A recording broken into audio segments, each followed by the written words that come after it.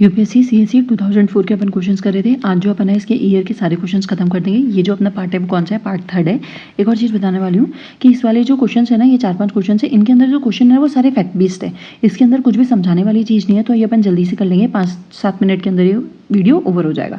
तो चलो शुरू करते हैं विदाउट टाइम वेस्ट करें। सबसे पहले हमसे क्या पूछा गया? Which article of the constitution of India says no child below the age of the 14 years shall be employed to work in any factory और अ माइन और engage in any other hazardous employment.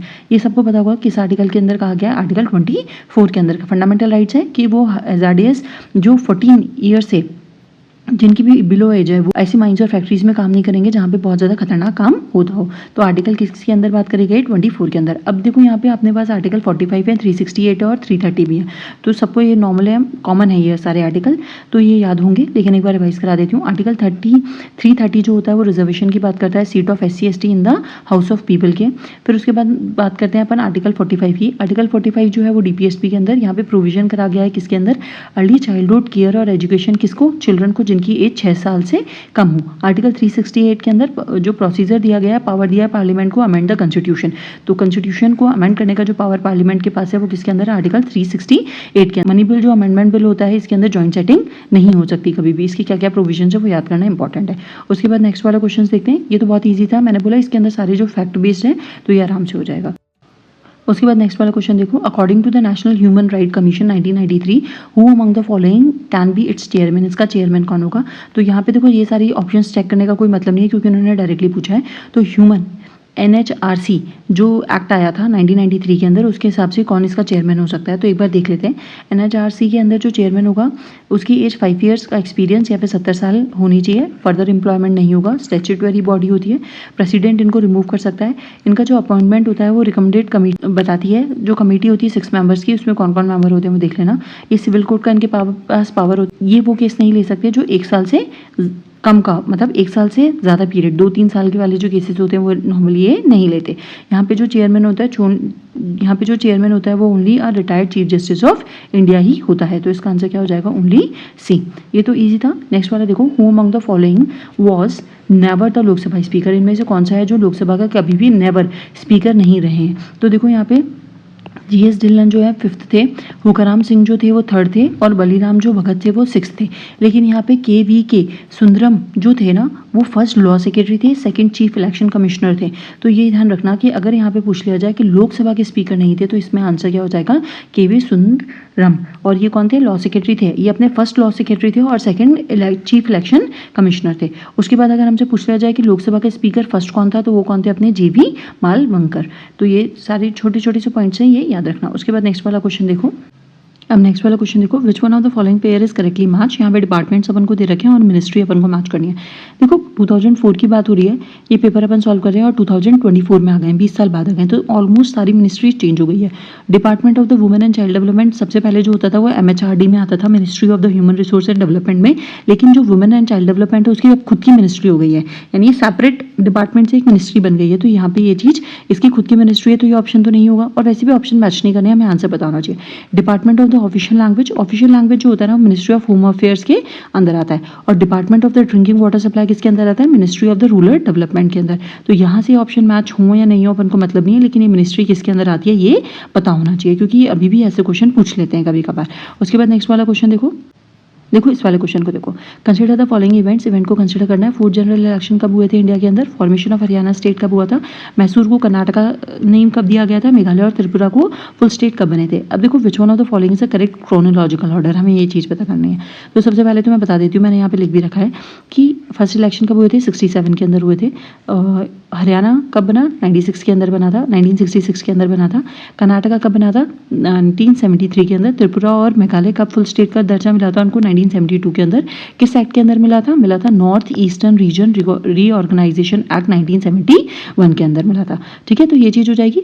अब ये सारी चीज़ें हो गई। अब देखो उसका आंसर अपन को निकालना है, तो आंसर अपन इसका कैसे निकालेंगे? मैं एक तरीका बताती हूँ।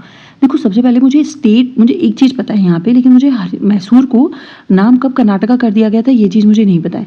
मुझे अब 4th इलेक्शन की डेट भी एग्जैक्ट नहीं पता होगी कि फरवरी में हुआ था, लेकिन मैं एक तुक्का लगा सकती हूँ कि सबसे पहले फर्स्ट जनरल इलेक्शन 51-52 में 5 साल जोड़ोगे तो फिर 5 साल जोड़ोगे फिर 5 साल जोड़ोगे तो 67 आ जाएगा अप्रॉक्सीमेटली। तो यहाँ पे इसका 67 ईयर हो जाएगा। फिर मुझे पता है कि हरियाणा अपने जब स्टेट लिस्ट पढ़ते हैं तो अपन को पता है कि कौन छत्तीसगढ़ 2000 में, तेलंगाना 2014 के अंदर है, अरुणाचल प्रदेश कब बना था। तो ये वाली जब लिस्ट पढ़ रहे होते हैं तब अपन ये दो कवर कर लेंगे, हरियाणा और मेघालय और त्रिपुरा। तो देखो सबसे पहली बात तो यहाँ पे कि फर्स्ट 67 के अंदर है, तो यहाँ पे formation of the Haryana state कब हुआ था, 66 के अंदर हुआ था। तो यहाँ पर 67 और 66 दे रखा है, तो यहाँ पे 2 पहले आएगा किससे, 1 से। अब 2 पहले आएगा 1 से, और यहाँ पे तो ये वाली चीज़ गलत हो गई, 2 पहले आएगा 1 से और 2 पहले आएगा 1 से, तो ये चीज़ है। अब मुझे एक और चीज़ पता है कि मैसूर 66 में इलेक्शन हुए थे, मैसूर थोड़ा सा बाद में बना होगा, ऑब्वियसली बात है। मेघालय और त्रिपुरा का भी मुझे पता है ये 72 में, तो 4th तो फर्स्ट आंसर नहीं हो सकता, तो ये भी गलत है। मैसूर का मुझे नहीं पता, बस मुझे ये पता है इसका 72 है, इसका 67 है, 66 है और इसका 67 है। तो यानी कि 2 के बाद क्या आएगा, हमेशा 1 आएगा, तो ये बात पता है। अब 2 के बाद 1 इसमें भी आ रहा है, 2 के बाद इसमें भी आ रहा है, लेकिन मुझे ये पता है कि जो 4 है, 4 का ईयर कौन सा है, 72। 4 का ईयर जो है वो 72 है और 1 का ईयर है 67। तो 4 से पहले कौन आएगा, 1 आएगा, ना कि 3 आएगा। तो यहाँ पर ये चीज़ जो हो गई वो रॉन्ग हो गई, आंसर डायरेक्टली क्या निकल के आ गया, 1। तो मेरी बात समझ में आई। ये वाले क्वेश्चंस जो होते हैं ना, अगर क्रोनोलॉजिकल ऑर्डर में अरेंज करना होता है तो इनको ऐसे करा जाता है। फिर एक और क्वेश्चन देखो, which one of the following pair is the correct sequence in descending order of the presidents in the warrant of presidents. Presidents का ऑर्डर पे ये क्वेश्चन पहले भी 1-2 बार पूछा जा चुका है और मैंने बता दिया है, तो एक बार वो सीक्वेंस गो थ्रू कर लेना जस्ट। 9th पे कौन है, जज ऑफ सुप्रीम कोर्ट है। 11th पे कौन है, अटॉर्नी जनरल ऑफ इंडिया है। 10th पे कौन है, डिप्टी चेयरमैन ऑफ राज्यसभा। और 21 पे मेंबर ऑफ पार्लियामेंट है। तो देखो अब इसको करने का थोड़ा सा तरीका बताऊँ। देखो एक चीज़ है ना, कभी कभी ऑप्शंस बनाने वाला थोड़ा सा कंफ्यूज करता है। तो यहाँ पे देखोगे अगर member of parliament, member of parliament, member of parliament, यहाँ पे डिप्टी चेयरमैन ऑफ राज्यसभा, देखो ये हमेशा नहीं लगते, ये तुक्के जब हमें कुछ भी नहीं आता होता तब लगाते हैं, तो ये तो गलत हो जाएगा। 3 में से उसे कंफ्यूज करने के लिए डाल रखा है। अब यहाँ पे देखो जज ऑफ सुप्रीम कोर्ट और जज ऑफ सुप्रीम कोर्ट, तो दोनों में आ रहा है। यहाँ पे अटॉर्नी जनरल आ रहा है, तो अटॉर्नी जनरल जज ऑफ सुप्रीम कोर्ट से तो बड़ा नहीं हो सकता, तो सेकंड भी गया। फर्स्ट ऑप्शन गया, सेकंड ऑप्शन गया, या तो मेरे पास आंसर बी होगा या फिर डी होगा। अब यहाँ पे 50-50 पे आ गए, 50-50 पे तुक्का लगा लेना। लेकिन अब फिर एक और चीज़ बताती हूँ कि डिप्टी चेयरमैन ऑफ राज्यसभा है, फिर अटॉर्नी जनरल है, या फिर अटॉर्नी जनरल है फिर राज्यसभा है। तो राज्यसभा जो होती है परमानेंट हाउस होती है, और जो राज्यसभा होती है उसकी वैल्यू भी ज़्यादा होती है, ऐसा कहा जाता है ना। वैल्यू मतलब इन पेपर, ठीक है। जैसे प्रेसिडेंट की वैल्यू सबसे ज़्यादा किसमें होती है, इन पेपर सबसे ज़्यादा किसकी वैल्यू होती है, प्रेसिडेंट की होती है। तो वैसे ही राज्यसभा की भी होती है, परमानेंट हाउस होती है। तो अटॉर्नी जनरल जो होता है वो सरकार का होता है। सरकार तो कभी भी डिसॉल्व हो जाती है, लेकिन जो राज्यसभा होती है वो डिसॉल्व नहीं होती। तो वहाँ का जो चेयरमैन होता है उसके पास ज़्यादा पावर रहती है, ऐसा माइंड में कुछ भी ऐसा बैठा लेना। तो यहाँ पे अगर आप इसको सोचोगे तो यहाँ पे क्या है, डिप्टी चेयरमैन ऑफ राज्यसभा और अटॉर्नी जनरल। तो डिप्टी चेयरमैन तो हम किसको ज़्यादा प्रेफरेंस देंगे, चेयरमैन को देंगे या फिर अटॉर्नी जनरल ऑफ इंडिया को, तो सरकार का वकील है ना।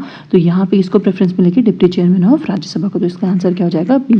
और अपन ने यहाँ पे भी देखा भी है कि 9th पे कौन है हमारे पास, 9th पे है जज ऑफ सुप्रीम कोर्ट, 11th पे attorney general of India, 10th पे है डिप्टी चेयरमैन ऑफ राज्यसभा और 21 पे है मेंबर ऑफ पार्लियामेंट। तो उसके हिसाब से भी आंसर बी आना है। और ऐसे तुक्के से जो मैं तुक्का लगाती अगर पेपर में, तो मैं भी ऐसे ही लगाती। तो ये सारे अपने क्वेश्चन हो चुके हैं। उसके बाद अब वो तुक्के पे है कि सही लग जाते हैं या फिर नहीं लगते, थोड़ा बहुत तो पता होना चाहिए, तभी अपन तुक्का लगा सकते हैं। तो यहीं पे इस ईयर के क्वेश्चंस मैं खत्म करती हूँ। 2005 के क्वेश्चंस के साथ मिलूंगी मंडे को। संडे को मैं वीडियो अपलोड नहीं करती, तो मंडे को मिलूंगी कुछ नए क्वेश्चंस के साथ और 2005 के ईयर के साथ। तब तक के लिए thank you and have a nice day.